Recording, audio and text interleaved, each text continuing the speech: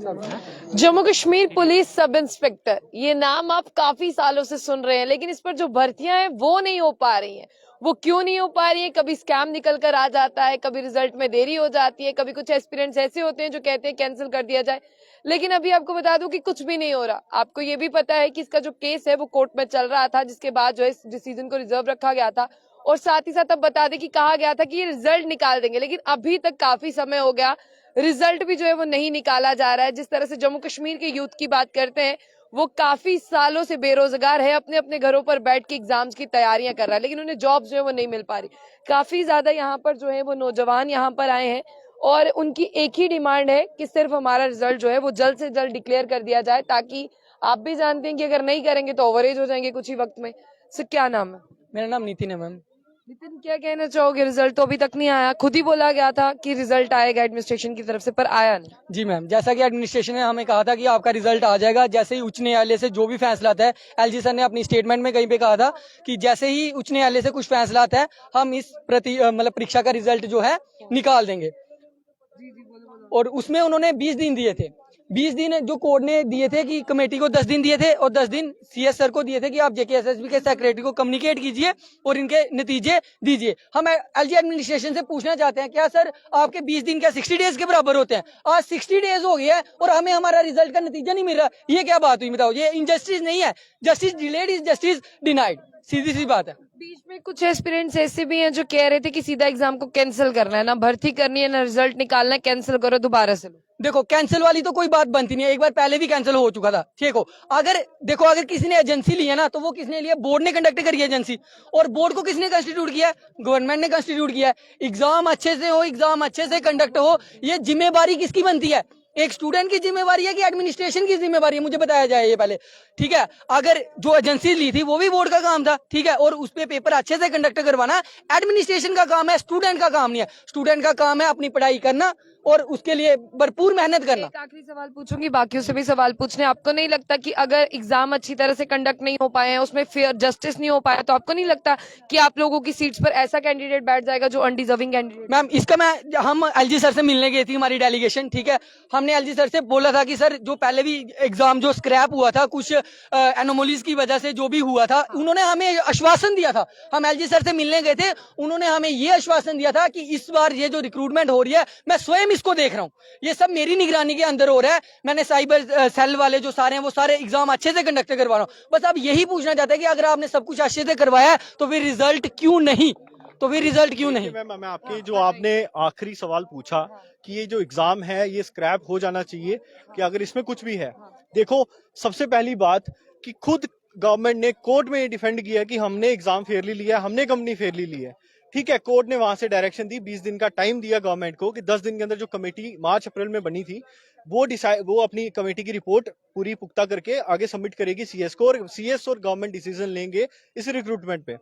देखिए, अगर वो इन्वेस्टिगेशन करवा रहे हैं, कुछ भी करवा रहे हैं, हमने पहले भी बोला था अगर आपको जो भी करवाना आप करवाइए, क्योंकि लास्ट टाइम भी ऐसा हुआ था।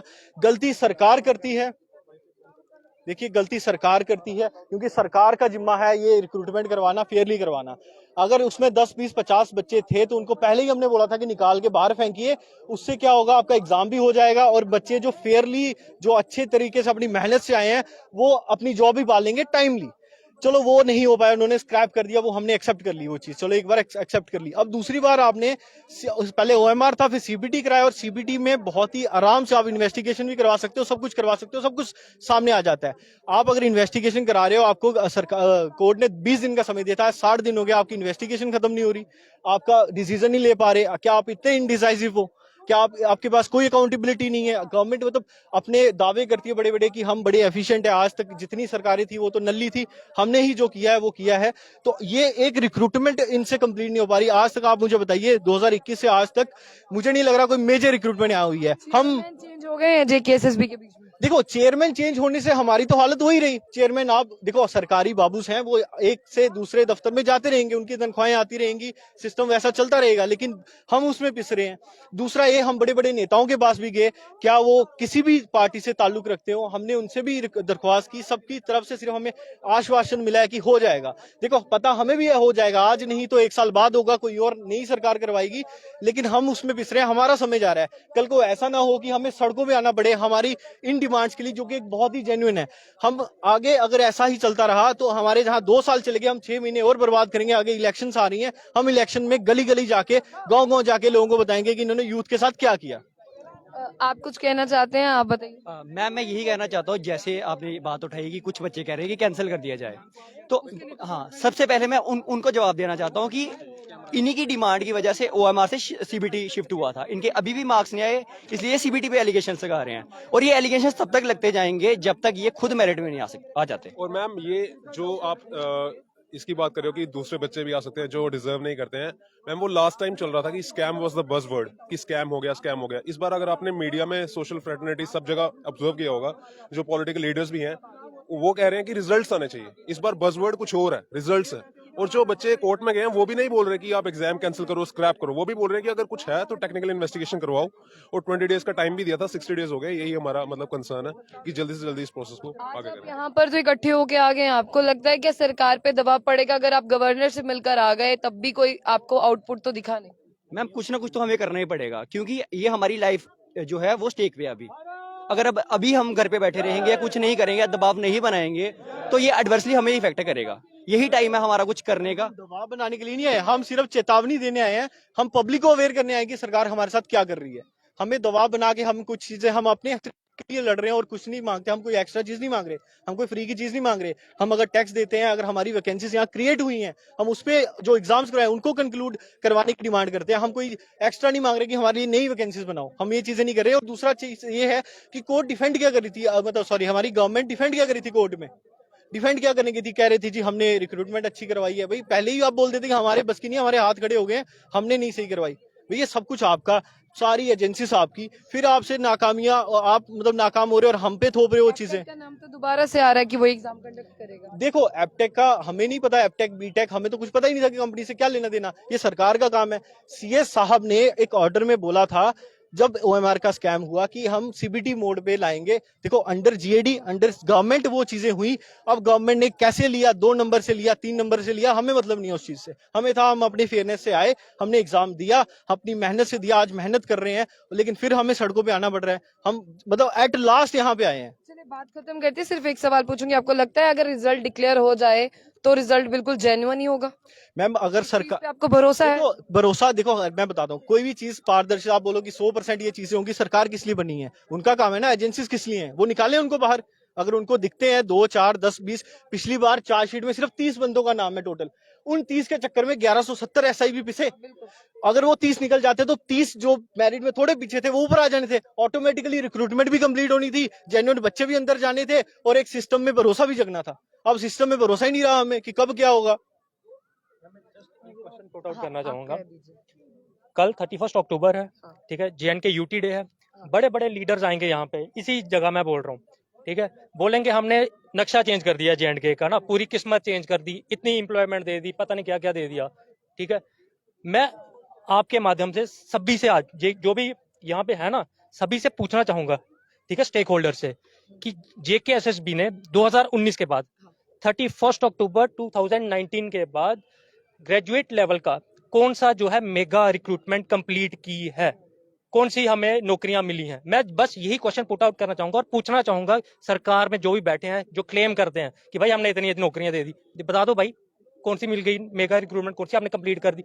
जिसके फॉर्म भरे थे वो अभी तक अटके हुए हैं, 3 साल हो गए, 4 साल। 2019 से वैसे मैं आपको अभी तक बता दूं, दावा करती है सरकार 30,000 नौकरियां दे दी। मैं बता दो ना, सरकार कहती मैं सरकार को ये चैलेंज करता हूँ वो लिस्ट आउट कर दो। वो जेकेपीएससी ने जो केएस के थोड़े बहुत लगाए होंगे वही लगाए होंगे, बट सबको पता है कि जो मेजोरिटी ऑफ द रिक्रूटमेंट है वो जेकेएसएसबी करती है, ना कि जेकेपीएससी करती है। तो इस चक्कर में, और सेकंड थिंग, जो जेकेपीएसआई का एग्जाम है वो 2 फेज एग्जाम है, सिंगल फेस नहीं है।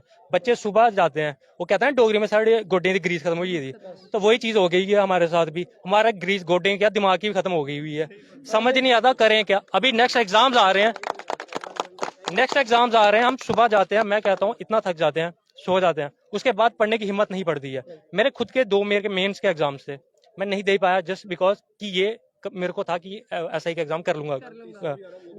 अब मैं तीसरा भी इस बार में ये भी नहीं दिया, मेरे को लगा था सभी ना यहाँ हवा बनाई है कि बस निकल जाएगा अब रिजल्ट, तो मैं बस भागे जा रहा हूँ और आगे सो रहा हूँ। सही है, ये लोग हमें एसआई के लिए थोड़ी दौड़ा रहे हैं, ये हमें ओलंपिक्स के लिए, एथलीट्स के मतलब नेशनल्स के लिए दौड़ा रहे हैं कि हम लोग इंडिया के लिए गोल्ड मेडल लेके आ जाए। पहले कम आते थे, तो ये लोग चाहते हैं कि थोड़ा ज्यादा गोल्ड मेडल्स आ जाए 2 साल के लिए, क्योंकि 4-5 महीने के लिए तो एसआई की दौड़ हो जानी चाहिए।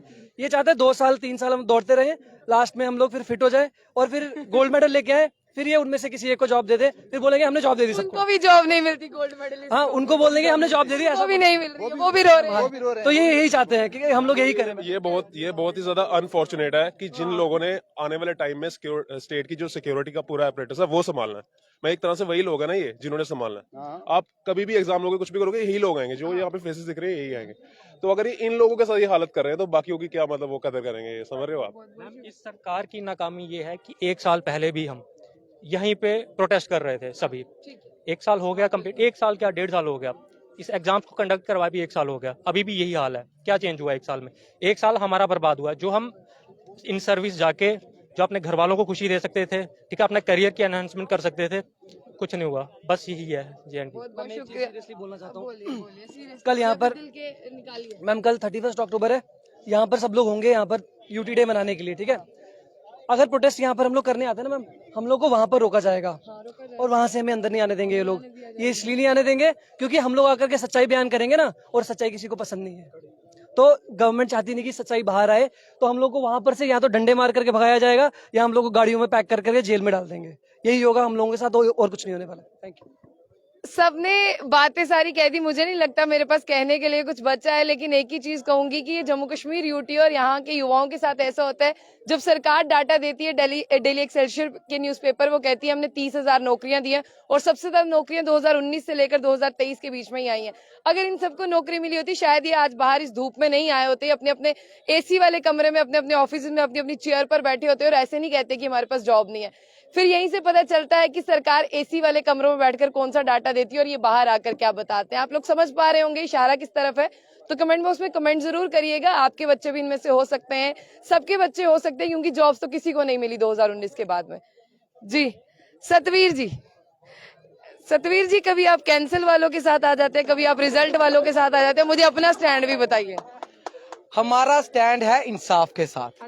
कभी पहले मुझे ही बताओ, क्या इंसाफ है? रिजल्ट कटना इंसाफ है या ये कैंसिल करना इंसाफ है? देखिए, पहला प्रोटेस्ट हुआ, स्क्रैप हुई, ठीक है। ये बच्चे मेरे पीछे खड़े हैं, आपने सवाल तो बड़ा प्यार से पूछ लिया, प्यार से। ये बच्चे पीछे खड़े हैं। जो एग्जाम पहले स्क्रैप हुआ, क्या उसमें धांधलियां थी या नहीं थी? सच से बताइएगा। थी नहीं थी? थी ना, मतलब थी। अब शक और शंका की जब बात आ गई तो वो कैंसिल हो गया। उसके बाद जब एप्टेक का मसला हो गया, जब वो कोर्ट में चला गया, तो आप बताइए मेरी बहन, आप क्या बोलेंगी जब कोर्ट में जुडिशरी मामला है, जुडिशरी सिस्टम में फंसा हुआ है, आप कोई टिप्पणी कर सकती हैं? नहीं कर सकती। तो उसके बाद जब फैसला कोर्ट ने, जिसको आप भी मानते हो, मैं भी मानता हूं, पूरा हिंदुस्तान मानता है, हर एक नागरिक मानता है, उस कोर्ट ने फैसला कर दिया कि ठीक है, सब कुछ हो गया। लेकिन अब ये पूरी गेंद जो है सरकार के पाले में दे दी कि ठीक है, एवरीथिंग इज ओके, अब आप एक काम करिए, अब रिजल्ट निकाल दीजिए। उसके बाद मूर्खता ये बनती है कि रिजल्ट निकाल दीजिए और सतवीर सिंह अकेला बैठ जाए, नहीं अब नहीं रिजल्ट निकालना, अब नहीं रिजल्ट निकालना।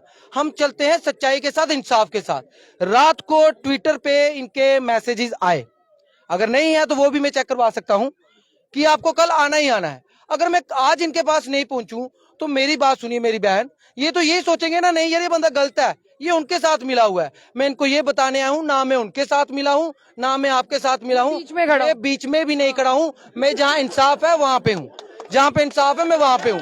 और मेरी बात सुनिए, अगर इंसाफ के लिए चलना पड़े, कभी यहाँ होना पड़े, कभी वहां होना पड़े, जहां पे इंसाफ का तराजू बारी होगा, सतवीर सिंह वहीं पे होगा। आज इंसाफ का तराजू ये कह रहा है कि इन बच्चों की नौकरियां लगनी चाहिए, रिजल्ट आउट होना चाहिए, और सतवीर सिंह इनके साथ खड़ा है। अगर कल को ये बच्चे गलत हो जाते हैं, सतवीर सिंह ऑन कैमरा बोलता है आई एम अगेंस्ट मैं इनके हो जाऊंगा अगर ये गलत होंगे, लेकिन अब ये सही है। अब इन्होंने कहा भैया हमारा साथ दो, भैया कहे नहीं जी मैंने नहीं साथ देना।